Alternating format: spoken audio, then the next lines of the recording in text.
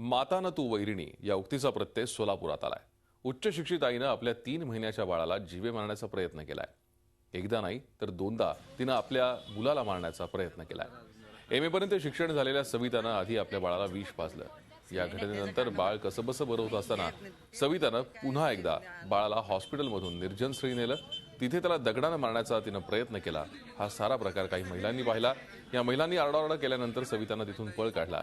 या महिलांनी या बाळाला सुखरूप पोलीस ठाण्यात नेलं आणि पुन्हा एकदा देवतारी त्याला कोण मारी याचा प्रत्यय सारण्यात आला। विशेष म्हणजे रस्त्यावर रडत बसल्याच्या कारणावरून पोलिसांनी सविताला याच पोलीस स्टेशनमध्ये आणलं। त्यावेळी तिथे बाळाला वाचवणाऱ्या महिलांनी त्याला ओळखलं आणि पोलिसांनी सविताला अटक केली आहे।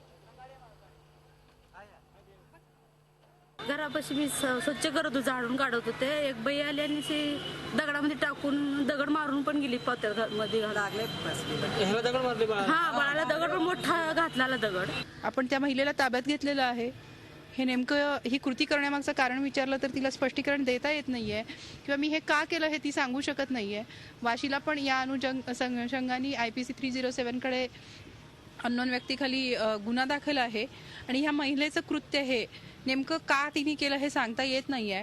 पण जरी आई असेल तरी असं बाळाला टाकून देणं हे गैरकायदेशीर असल्यामुळे आम्ही तिच्यावरती गुन्हा दाखल करत आहोत। झी 24 तास रहा एक पाऊल पुढे।